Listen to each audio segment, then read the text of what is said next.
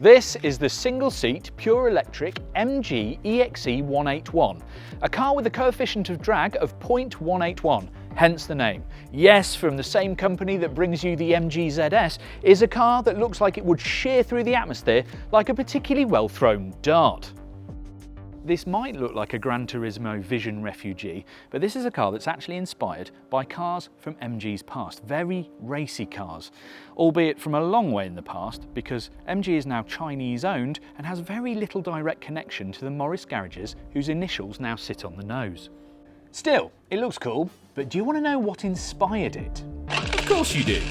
The grandparent of this car was the MG EX181 from 1957, a Bonneville Landspeed record car piloted by Phil Hill and none other than a young Stirling Moss. That little piece of engineering gorgeousness featured bits from an MGA and a 1.5 litre MGA twin-cam 4-cylinder with a Shorrock supercharger strapped to it with twin SU carburettors. And it was quite the beast for its day, producing 290 brake horsepower at 7,300 RPM and taking the EX181 to 245.64 miles per hour. That's a lot now. Imagine it 67 years ago when airbags weren't a thing. You can definitely see the inspiration, swoopy bodywork and spine, single central seat, canopy and all. And that's not it. Apparently the new version could quite possibly challenge that speed record, keeping up the tradition of speedy MGs. What's the best name for a racing car ever? The original EX181 was nicknamed the Roaring Raindrop because it looked so fluid and presumably because it roared. Has it got an engine? Did you clock the extra E in the car's name? Well, that's because this car is actually pure electric. Now, there are no definitives about what drives this car at the minute, but I would suggest it's something quad motor with over 1,000 horsepower because everything is these days, and also the dials on the yoke steering wheel kind of suggest it. How fast would it be? Very. Projections have it at 0 to 62 miles an hour in 1.9 seconds with a top speed of over 250 miles an hour, which sounds eminently plausible because the Rimac Nevera already does those kinds of speeds, and you can buy one of them. Is it practical? Not in any way, shape or form. It's a single-seater with the shoulder room of a bullet casing. There is no boot and it is very long, so it'd be terrifying to park. But why does it look like that? This is Carl Gotham, and he leads the team that designed the EXE181, so he should know. So I asked him. Hey Carl. Hi Tom. How you doing? I'm good, how are you? I'm excited. This thing looks mental, but you've got a lot of history and a big story with the original EX181. So how did this come about? What am I looking at here? Yeah, well, firstly you're looking at, probably one of the most impressive show cars, concept cars around at the moment. Don't be shy. No, absolutely. You're looking at what's been a really exciting and creative project for myself and the team in our studio in London. I guess first and foremost as a tribute for 100 years of MG, which we're celebrating this year. Yeah, and it's really interesting that you don't think this car looks like the original until you stand next to it. So what are some of the elements that you took from that original Streamliner to make this kind of thing happen? Yeah, well there's quite a lot actually, but you're absolutely right. It's very distinctly different. It pays respect, but it's very much a future-facing concept. The old EX181 is a beautiful, very demure sort of fluid. Very petite, very fluid. Extremely streamlined. So we wanted to sort of pay tribute to that car because that still holds the record for its class. It was based on an MGA and used a twin cam 1.5 litre engine supercharged engine from the MGA. So it was all about that sort of efficiency and speed. I think that's really nice for MG. It's sort of like a light speed, which I think we're exploring with this sort of movement into EV and efficiency. So obviously, it shares its name with the addition of an E for electric, so it's intended to be electric.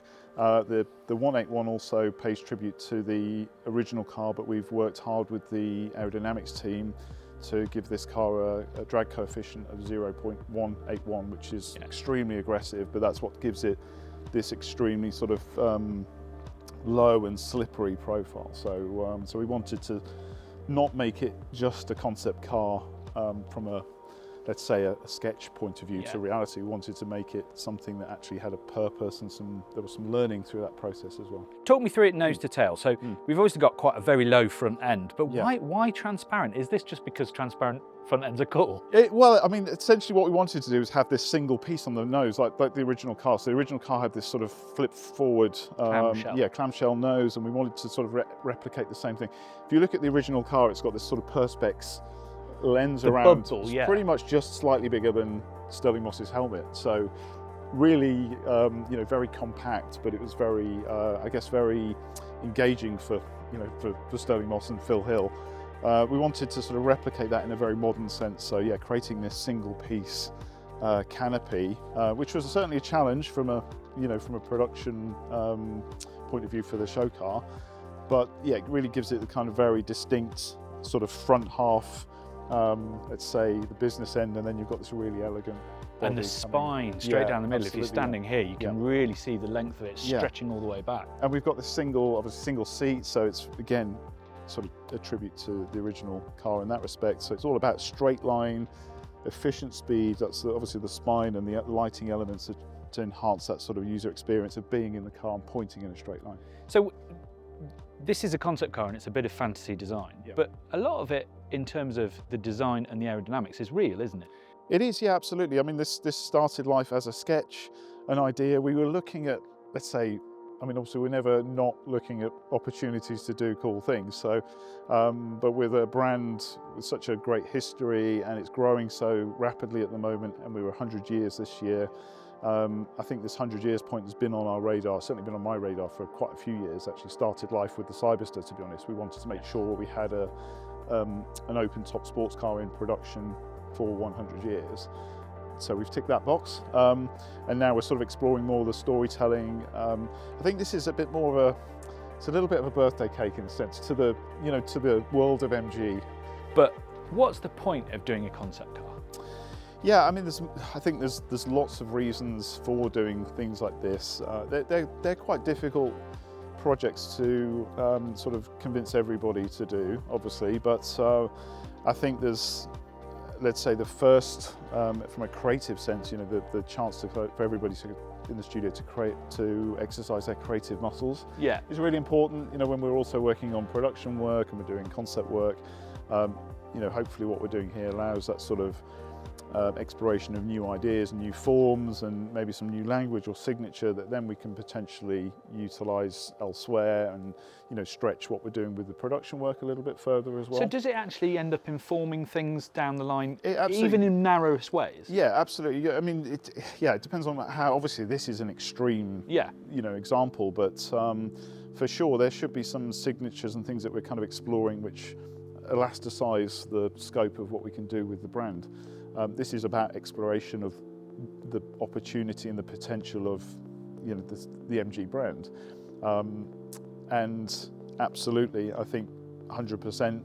This is an MG. This is an MG, and it pays tribute to the past, but it always also looks forward. There are elements that also tie into what we're doing on the production cars that are coming, and they're already out. So, I think that's one of the advantages of doing things like this is it's very open for us, but at the same time, we're not making it just a superfluous throwaway thing. It's a talking point. Yeah. As we're doing now. Bit of a chat. Yeah, it's hopefully it's inspiring for let's say the team, obviously in design, but also the wider business, and they see things like this and they see what we can possibly achieve.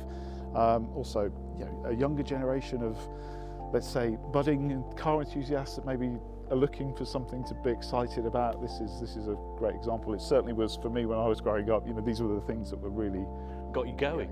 So yeah, just to come back to that sort of storytelling element that maybe lots of people are just not aware of. All this kind of this real innovation, this real pioneering spirit, and this sort of maverick attitude of the MG brand of old. I'd like to say we're still trying to relive and revive in the studio and in parts of the business that really are a catalyst for new things to happen. Do you think it helps that you're British? Possibly. Maybe understanding the brand Yeah, absolutely. slightly? Yeah, completely. No, I think there is a sensibility there, and I think it's definitely to the advantage of, let's say, our business to have, you know, these kind of this mix in the operation where we've got the studio in London. It's absolutely vital to be able to sort of bring that wider cultural element to the Mix and business. match. Yeah. Could it ever be real? It's possible MG could make this car drive around, and they could in fact make a car to take on a land speed record, but at the moment it's probably more of a kind of mobile show pony. So what's the point? Art, design, aero, fun, theatre. Car companies learn all sorts of different things when they make a concept car, but at the end of the day, this just looks cool. Does it really need a point?